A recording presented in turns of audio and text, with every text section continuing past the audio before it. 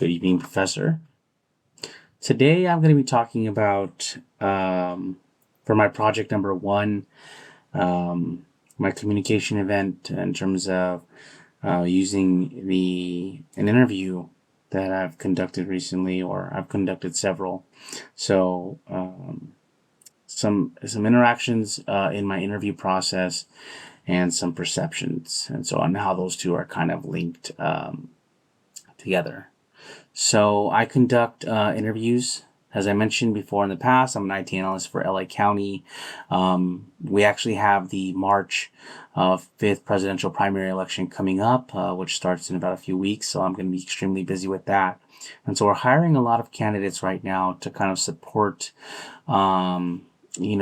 be field support technicians and support on the IT side out there in the field, as well as hiring election workers to support the vote centers. And so I've been asked to be part of those interviews and helping get a lot of those candidates. We've got 1,000 vote centers. I apologize, 645 vote centers, but sometimes in elections we can deploy as many as 1,000. And so when you have 645 locations that require staff from 5 to 10, you have to interview several different candidates, some good and some bad. But in this particular scenario, I was, meeting with a person. I'll use John Doe as an example. And so they were going to be filling the role of an election worker.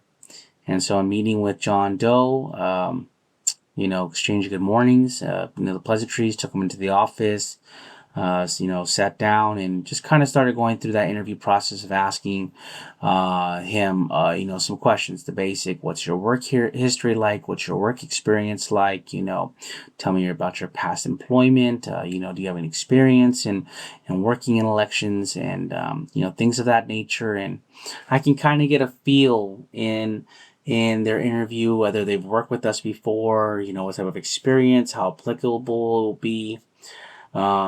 And then once I've gone through all of the typical, 10 to 12 questions about asking what they've done, I'll kind of tell them we'll be reaching out and stuff.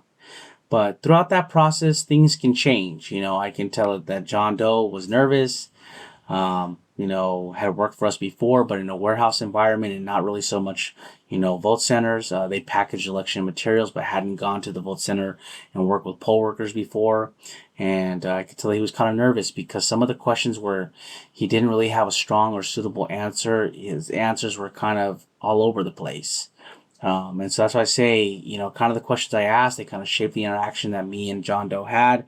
And, my perception kind of changes of John Doe and what a good fit they'll be based on if I feel like their experience is going to be applicable or not. Do they have good communication skills and etc. like that. So in my in this interview process that I conducted with John Doe, my communication event that I chose was the interaction model. The messages are essentially the questions that I'm asking as part of this interview process, and the interviewee's responses to my questions are also messages, as well as the body language that I'm expressing to John Doe, and the body language that he's expressing to me, our facial expressions, and how they're presenting themselves. The people in my communication event are obviously myself and the interviewee, John Doe, as I mentioned, not mentioning a real name, but several different John Does, Jane Does in some of these communication events. But those are the people in my particular event. The context here are, the sender being me and the interviewee also being a sender, both of us giving some of those responses and me asking the questions, the receiver, me receiving their responses, and John Doe being a receiver when I ask those questions. The messages are the verbal questions from me and the exchange of verbal responses from John Doe himself, the interviewee. And like I said, the messages also come in the shape and form of those nonverbal the body language and facial expressions, as I mentioned, throughout our interview process. The encoding is the questions I have for the interviewee based on the job requirements and the needs of our team or the organization.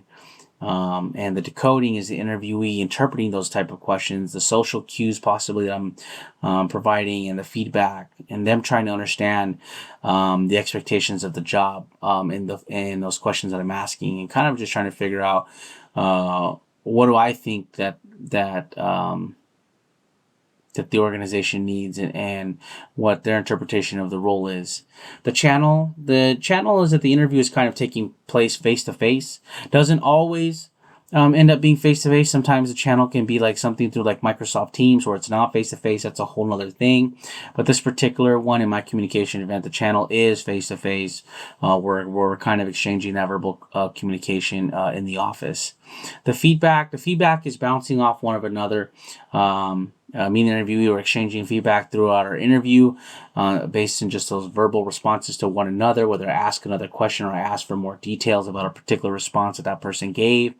The noise, like I mentioned, we're in the office. People are on the phones. People are calling. Sometimes people come into the office and they interrupt. So there's definitely plenty of physical noise in the office to be a factor.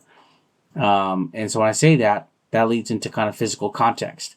Physical context in my interview includes the interview room itself. We're in a bright room with bright lighting. Sometimes that makes people a little bit more anxious or nervous, or it's just a little intense, which plays a factor and goes into the psychological context. Psychological context in my event is what myself and the interviewee are kind of thinking as we're kind of like trying to deconstruct what each other's responses and feedback is, what the body expression is, if I'm making a certain face. So there are some psychological factors that are impacted based on the feedback we're giving one another. So in my communication model, as you mentioned, the way I kind of analyzed it is using each of those different communication components: sender, receiver, message encoding, decoding. Just scrolling here on my sheet. Channel, feedback, and noise. Using that as a breakdown to definitely determine that it was, a communication model event of interaction. So that I chose that interaction model based on some of those things that I was able to break down. And so now we're going to kind of go into the perception. And I have listed out here that I've noticed 4 different perceptions in this event. There's my perception of the interviewee's qualifications and suitability for the role or job. Also, my perception of their communication skills, their demeanor and their professionalism, my perception of what the organization's needs are in a work environment, and how I think John Doe is going to fit into our team, into the section, the division, the department. And lastly, my perception of what I feel like their interest is based on their body language and how they're responding to those questions. So that was my perception. Another perception I looked at was the perception of their interviewee, the interviewee's perception of my questions and them gauging what I'm really looking for, the interviewee's perception of our company culture and their demeanor, my demeanor, the office environment, and the interactions throughout our interview process. It could also be the interviewee's perception of how well they are performing throughout the interview, including their confidence level, their ability to kind of articulate some of their responses and their qualifications, them self-representing themselves. And lastly, their perception of the role, as I mentioned, and what our organizational reputation is. That can be a factor on their level of interest and enthusiasm. My third perception is the perception of the interview process in general.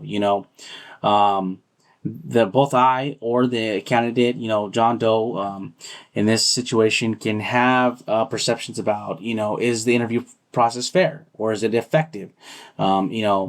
And the types of questions that I'm asking, the length of the interview, the overall experience. There's a perception about sometimes even the interview setting. So all of those are huge factors in terms of the perception of the overall interview process. And then lastly, I said the perception of some of our nonverbal cues, which would be the body language that we're giving off to each other, which can also be seen as feedback.